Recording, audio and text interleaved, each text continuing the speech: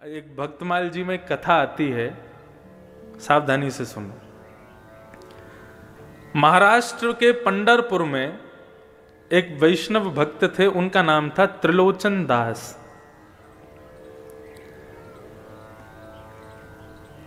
अपनी युवावस्था में ब्याह के बाद उनको कोई संतान नहीं हुई, तो वो निश्चिंत रहे, चिंता नहीं की। उन्होंने कहा श्री पंडरीनाथ भगवान ने हमको संतान नहीं दी, क्यों? क्योंकि पंडरीनाथ भगवान हमारे पुत्र हैं, वे ही हमारे पुत्र के रूप में हैं, इसलिए हमको उन्होंने कोई संतान नहीं दी। ऐसी भावना वो रखते थे। किसी वैष्णव संत की उन्होंने कथा सुनी, उस कथा में गौ ब्राह्मण संत सेवा, इसको सर्वाधिक श्रेष्ठ जान करके उन्होंने संत सेवा शुरू कर दी अपने घर में। तो रोज क्या करते थे, अपने घर के बाहर खड़े हो जाते। जो पंडरीनाथ भगवान, विट्ठल भगवान, पंढरपुर का नाम सुना है आप लोगों ने? पंढरपुर में भगवान कृष्ण का अद्भुत मंदिर है। वहां पर भगवान कृष्ण दोनों कमर पर ऐसे भुजा रख करके और ईंट के ऊपर खड़े हुए हैं।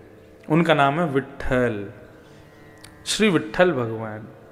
भगवान कृष्ण का ही स्वरूप है। एक पुंडलीक नाम का उनका भक्त था। वो अपने माता पिता की इतनी सेवा करता था कि उसकी सेवा से प्रसन्न होकर के भगवान उसको दर्शन देने गए। जब द्वारिकाधीश उसको दर्शन देने गए तो भगवान के अंग से निकलने वाले प्रकाश, भगवान के इत्र की सुगंधी, भगवान के आभूषणों की खनक से वो बड़ा चिंतित हो गया और कहने लगा, कौन है भाई इतना प्रकाश कर रहा है, इतनी सुगंधी आ रही है, इतनी गहनों की आवाज आ रही है, कौन है? तब लक्ष्मी जी ने कहा, पुंडलीक भगवान आए हैं तुमको दर्शन देने। वो अपने माता पिता के चरण दबा रहा था। तो उसने कहा, मैंने तो बुलाया नहीं भगवान को, क्यों आए हैं? बोले, भैया तुम्हारी माता पिता की चरण में भक्ति इतनी दृढ़ है, उसको देख करके भगवान आए हैं। तो बोले, इनको पाने के लिए थोड़ी करता हूं, अपने माता पिता को सुख देने के लिए करता हूं। लक्ष्मी बोली, जिसके द्वार पर भगवान जाते हैं वो भगवान को आमंत्रण करने के लिए सिंहासन देता है। ठीक है तुम सेवा कर लो, लेकिन भगवान को कोई आसन तो दे दो, खड़ा होने के लिए, बैठने के लिए। पुंडलीक बड़ा चिंतित हो गया, ये और मेरे सिर पर बला आ गई है। भगवान को बोल रहा है, बुलाया है नहीं, अपने आप बिन बुलाए मेहमान बन के आ गए, अब घर पे और बैठेंगे मेरे आके। तो अब उसको कोई आसन नहीं मिला, तो पैर दबाते दबाते उसको एक नीचे ईंट मिली, तो उसने ईंट को खिसका दिया, ले लो आसन, खड़े हो जाओ इस पे। रुक्मणी जी को गुस्सा आ गया, भगवान का हाथ पकड़ लिया, बोले बिल्कुल नहीं रुकोगे यहाँ पे, ऐसा अपमान करने वाले भक्त के यहाँ रुकेंगे हम? भगवान के नेत्र सजल हो गए, बोले अब तो इसको दर्शन दे के ही जाऊंगा मैं, ये जब तक सेवा से मुक्त नहीं हो जाएगा तब तक यहीं खड़ा रहूंगा। और जैसे कोई प्रतीक्षा करता है, किसी का इंतजार करता है, ऐसे ही भगवान उस ईंट पर खड़े हो गए, दोनों भुजाओं को कमर पर रख के। आज भी वो पंडरीनाथ भगवान आज भी ईंट पर खड़े हैं। ऐसा अद्भुत मंदिर पूरे भारत में नहीं है। प्रत्येक मंदिर में आपको दूर से दर्शन होगा, लेकिन केवल श्री विट्ठल भगवान का मंदिर है जहां पर भक्त भीतर जाकर के पंडरीनाथ भगवान को गले लगा सकते हैं। गले लगाओ तब वहां से बाहर जाओ। जब गले लगाते हैं तो भगवान की इत्र की सुगंधी पूरे हमारे अंग में आ जाती है। इतना सुंदर मंदिर है, अद्भुत। तो पंडरीनाथ भगवान को त्रिलोचन जी अपना पुत्र मानते थे, ये कथा में बोल रहा था। त्रिलोचन जी ने संत सेवा शुरू कर दी, तो पंडरीनाथ भगवान, श्री विट्ठल भगवान के जो लोग दर्शन करने जाते थे सबको बोलते थे, प्रसाद पाइए, प्रसाद पाके जाइए, प्रभु प्रसाद पाके जाइए।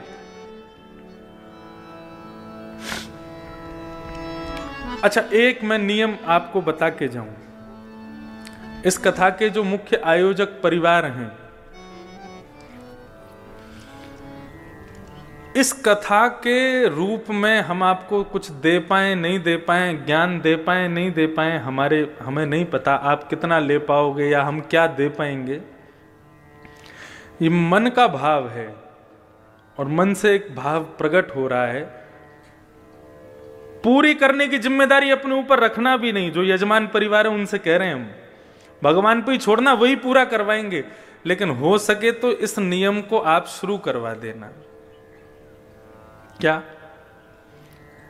इस कथा के बाद हर हफ्ते हफ्ते का एक कोई विशेष दिन, और उस विशेष दिन में भी यदि महीने की एकादशी का ही, एकादशी नहीं द्वादशी का ही दिन यदि आप लोग रखें तो गुना में एक दो घंटे का इसी प्रातःकाल ब्रह्म मुहूर्त में पूरा परिवार उठ करके एक छोटा सा अन्न क्षेत्र करे।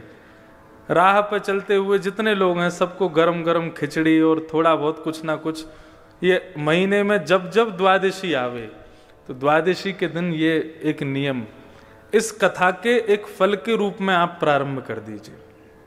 और मैंने पहले ही कहा उसकी जिम्मेदारी अपने ऊपर मत रखना, उसकी जिम्मेदारी ठाकुर जी पे ही छोड़ देना, बोले आप ही पूरा कराओ। हमें कम से कम ये सांत्वना रहेगी कि हमने अपनी कथा के द्वारा गुना में, और आपको भी एक संतुष्टि रहेगी उस कथा से हमारे गुना क्षेत्र में प्रत्येक द्वादशी को एक छोटा सा अन्न क्षेत्र चलता है। अन्न ब्रह्म है और उस अन्न का बल ही इतना तीव्र होगा, उस अन्न क्षेत्र का बल ही इतना तीव्र होगा कि वो अन्न ही इतना बल प्रदान करेगा कि इस जन्म क्या अनेक जन्मों तक, आपके कल्प कल्पांतर तक आपके परिवार का कोई भी व्यक्ति अन्न से वंचित कभी नहीं रहेगा। अन्न की कृपा सदैव उस पर बनी रहेगी। तो ऐसे सब लोगों को पूड़ी सब्जी है, खिचड़ी है, जो इच्छा हो, महीने में जब भी द्वादशी आवे, एकादशी के अगले दिन ये एक अन्न क्षेत्र छोटा सा आप प्रारंभ करो। और उसकी कृपा क्या होगी, उसका बल क्या होगा, वो भागवत जी आपको स्वयं दर्शन करा देंगे।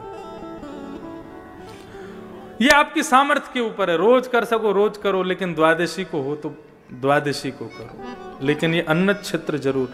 परम पूजनीय प्रातः स्मरणीय श्रीमद् भागवत के व्यास मंच की गरिमा जिन्होंने स्थापित की अनेकों वर्षों से, परम पूजनीय श्री डोंगरे जी महाराज, उन्होंने जहां जहां कथा शुरू की वहां वहां अन्न क्षेत्र शुरू कर दिए और आज तक उनके अन्न क्षेत्र चल रहे हैं। तो भागवत कथा का सबसे बड़ा मूल्य यही है कि व्यक्ति उस क्षेत्र में जहां भी कथा हो वहां अन्न और ज्ञान इन दोनों से कभी वंचित ना रहे, यही भाव। तो त्रिलोचन जी सबको बुलाते थे, प्रभु प्रसाद नाम रखा था अन्न क्षेत्र का, बोले सब लोग आओ प्रसाद पाओ प्रसाद पाओ। अब वो इतना स्वादिष्ट भोजन बनाते थे कि 100 से 200, 200 से 500, 1000, अब तो प्रत्येक दिन 5-5 हजार लोग भोजन करते थे उनके यहां पर। और बनाने वाले कोई नहीं, त्रिलोचन जी और उनकी पत्नी, दो ही लोग। परिवार में और कोई था नहीं, संतान थी नहीं। सेवा करते करते करते करते करते अति वृद्ध हो गए। अति वृद्ध होने के बाद में उन्होंने भगवान से केवल एक ही इच्छा रखी, प्रभु आपने हमें संतान तो दी नहीं, हमने आपको ही पुत्र माना है, लेकिन अब आपसे एक प्रार्थना करते हैं कि हम दोनों बड़े वृद्ध हो गए, हमसे भोजन बनता नहीं है, सबको पवाने में बड़ी दिक्कत होती है, एक कोई वैष्णव भक्त हमको कोई एक नौकर मिल जाए जो हमारे यहां पूड़ी सब्जी रोटी साग चावल ये सब बना दिया करे और संतों को परोसवा दिया करे, तो 2 से 3 हो जाएंगे तो सहजता रहेगी। तो दिन रात भगवान से यही प्रार्थना करते थे, एक बढ़िया श्रेष्ठ नौकर मिल जाए, एक कर्मचारी मिल जाए हमको। तो एक दिन श्री त्रिलोचन जी बैठे थे, इतने में ही ऊंची धोती पहन करके, सर पर स्वाफा बांध करके, बड़ा सुंदर सुकोमल स्वरूप सांवला सा एक नन्हा सा बालक त्रिलोचन जी के पास में आ गया। त्रिलोचन जी को आगे प्रणाम किया, बोले हाँ बेटा बताओ कहां से हो, कौन हो, क्या है। बोले हम काम ढूंढ रहे हैं। तो काम मिल जाएगा तुमको यहां पे, लेकिन कर पाओगे हमारे यहां काम? बोले क्या काम करना पड़ेगा? बोले कुछ नहीं, सवेरे शाम रोटी सब्जी बनानी है, संतों को पवाना है। तो नन्हा सा बालक कहता है ये तो मेरा युग युगों का काम है, ना जाने कब से करता आ रहा हूं मैं। संत गौ ब्राह्मण की सेवा तो मैं जाने कब से करता आ रहा हूं। त्रिलोचन जी उसको देख के कहने लगे अभी तुम 3-4 6-7 वर्ष के तो दिखते हो और तुम कौन से जमाने से करते आ रहे हो? अब वो कैसे बता मैं, वो तो भगवान है, भगवान तो हमेशा से गौ ब्राह्मण संत सेवा करते आ रहे हैं।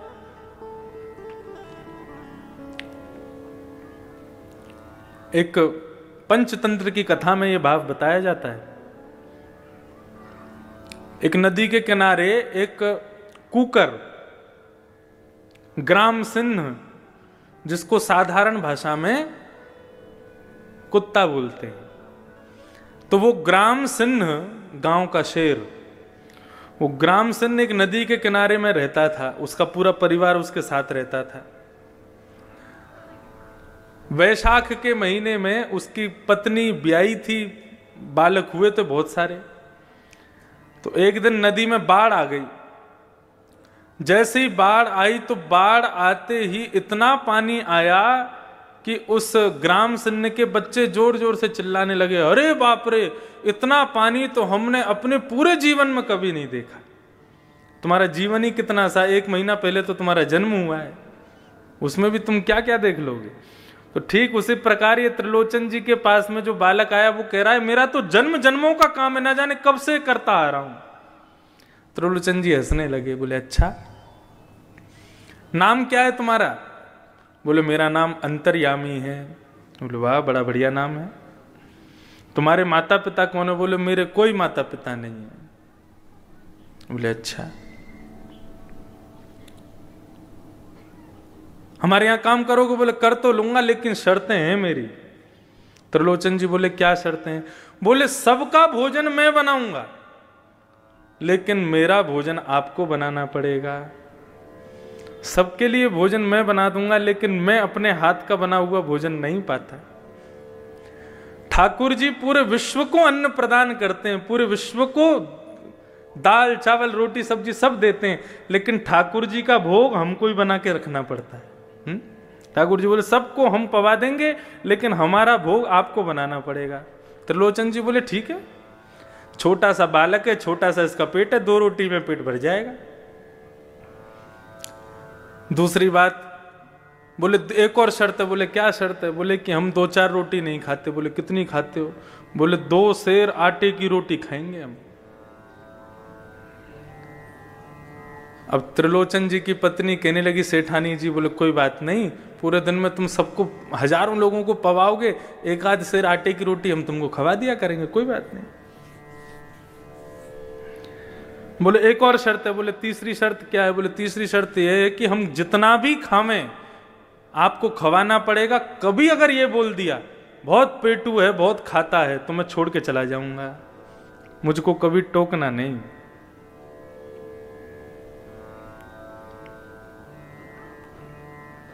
बोले नहीं, हम क्यों टोकेंगे, हम कभी नहीं टोकेंगे। भगवान की लीलाएं बड़ी अपरंपार हैं।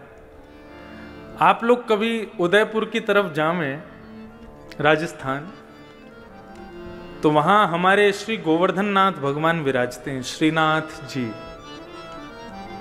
उनका स्वरूप कैसा है? एक भुजा ऊपर, दूसरी भुजा कमर पे। सबने चित्र में तो दर्शन किए, लेकिन मध्य प्रदेश छत्तीसगढ़ के लोगों को बहुत कम पता है नाथ द्वार के बारे में।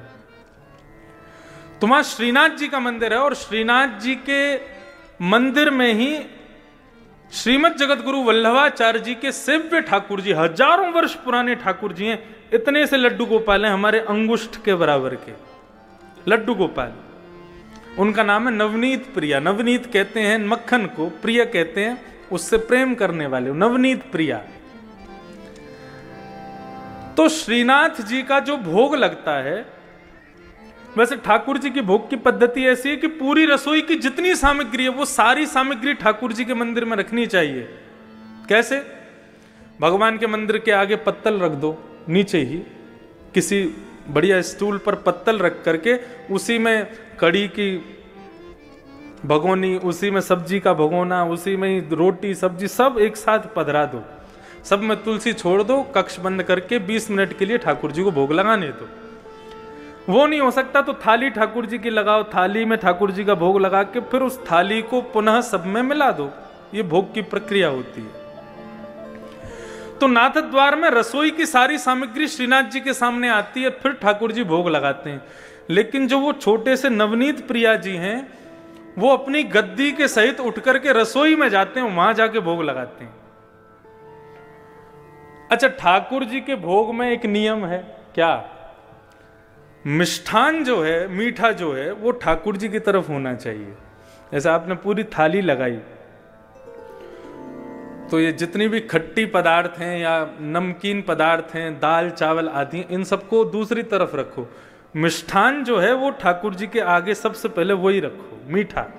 ठाकुर जी पहले मीठा खाते हैं, उसके बाद फिर कुछ नमकीन खाते हैं, फिर मीठा खाते हैं, फिर कुछ नमकीन खाते हैं। ऐसे ठाकुर जी का नियम है। तो नवनीत प्रिया जी जो इतने से लाल जी हैं, ठाकुर जी हैं, उनको रसोई में ले जाकर के भोग लगाया जाता है। तो उनका नियम है, सबसे पहले मिठाई रखी जाएगी, उसके बाद में पापड़ रखे जाएंगे, उसके बाद में नमकीन रखी जाएगी, उसके बाद में दाल चावल रोटी ये सब रखे जाएंगे।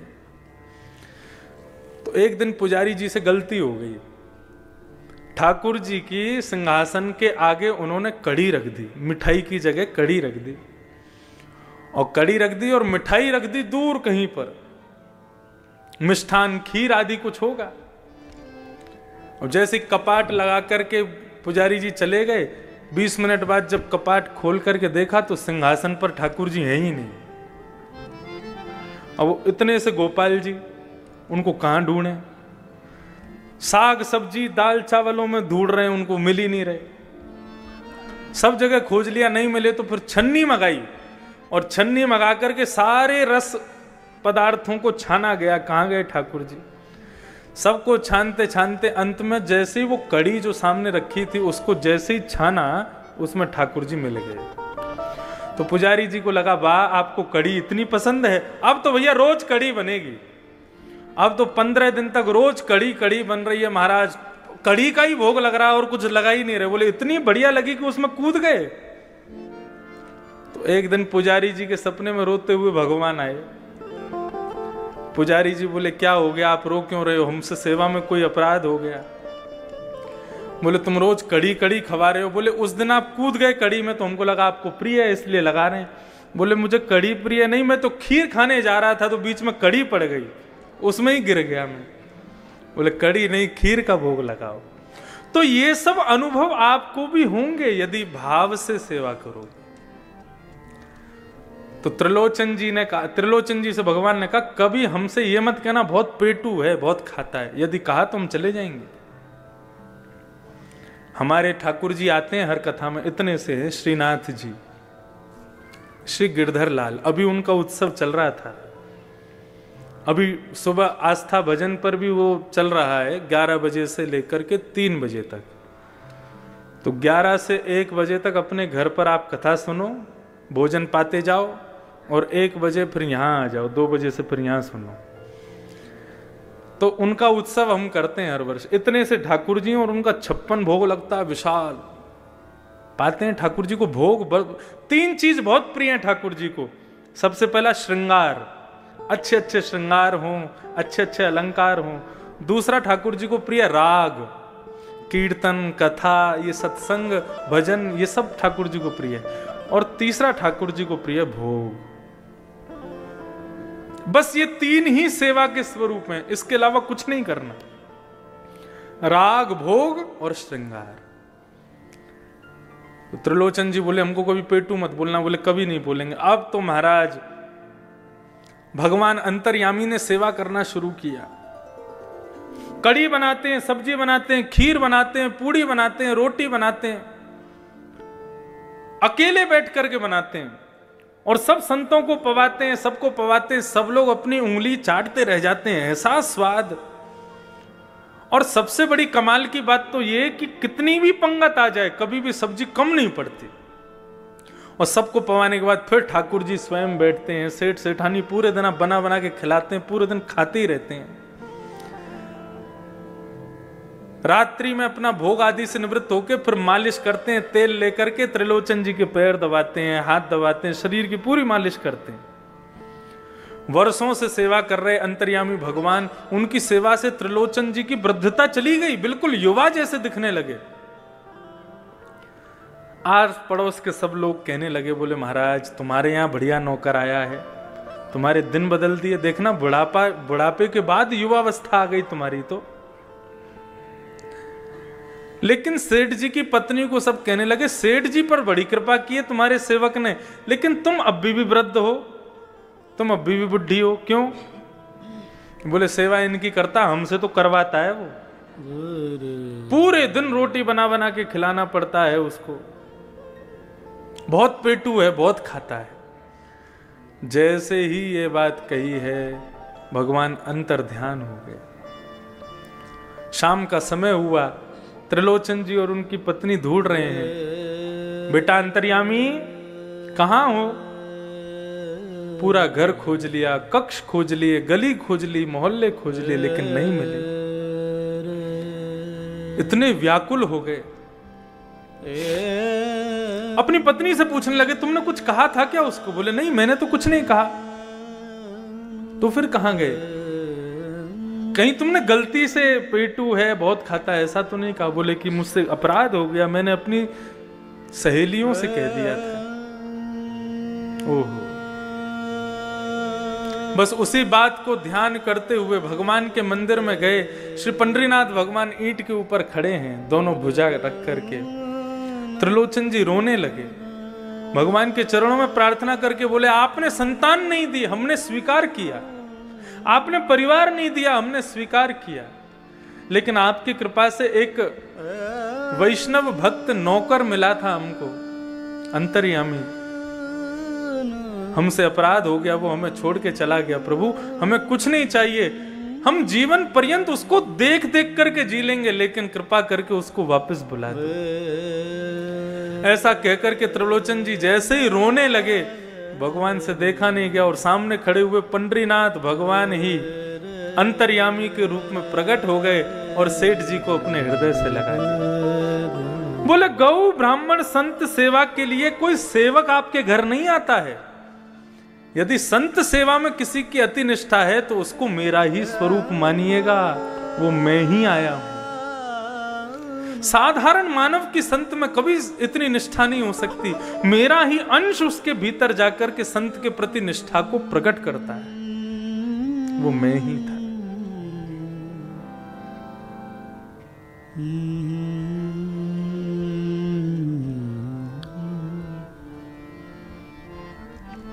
तो ठाकुर जी के प्रति ये प्रेम भाव, ये श्रेष्ठ भाव विश्वास के साथ प्रकट होगा।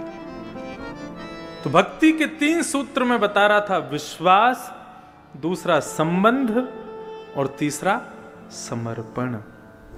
ये 3 चीज कर लो बस।